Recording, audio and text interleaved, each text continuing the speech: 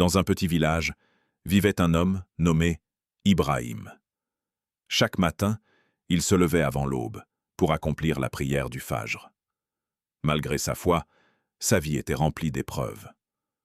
Son commerce ne rapportait presque rien. Les dettes s'accumulaient. Beaucoup de ses voisins réussissaient, tandis que lui semblait rester au même point. Un soir, il leva les mains vers le ciel et dit « Ô Allah, je ne comprends pas tes décrets, mais je continuerai à te faire confiance. » Il ne savait pas encore que cette invocation allait changer sa vie. Sur le chemin du retour, Ibrahim aperçut un vieil homme assis seul au bord de la route. Ses vêtements étaient usés et son visage exprimait la fatigue. Sans hésiter, Ibrahim partagea avec lui le seul morceau de pain qu'il possédait. Le vieil homme sourit et dit « Celui qui donne pour Allah ne perd jamais ce qu'il offre. » Puis il poursuivit son chemin. Ces paroles restèrent gravées dans le cœur d'Ibrahim. Les semaines passèrent, les difficultés continuaient, mais Ibrahim ne cessa jamais de remercier Allah pour ce qu'il possédait encore.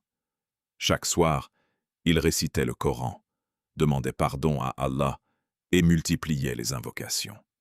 Peu à peu, son cœur retrouva une paix qu'aucune richesse ne pouvait acheter.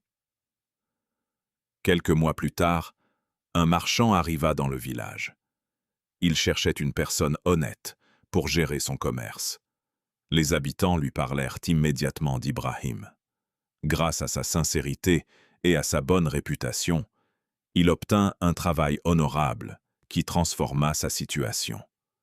Ce jour-là, Ibrahim comprit qu'Allah n'avait jamais cessé de prendre soin de lui. Ibrahim leva les yeux vers le ciel avec gratitude. Il réalisa que chaque difficulté avait renforcé sa foi. Il comprit que la véritable richesse n'était pas l'argent, mais un cœur rempli de confiance en Allah.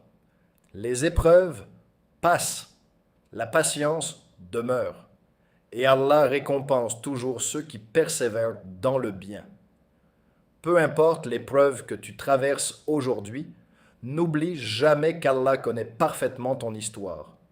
Continue d'espérer, de patienter et de lui faire confiance. Si cette histoire t'a touché, partage-la avec quelqu'un qui a besoin de retrouver l'espoir. Qu'Allah nous accorde à tous la patience, la sincérité et une foi inébranlable. Amin.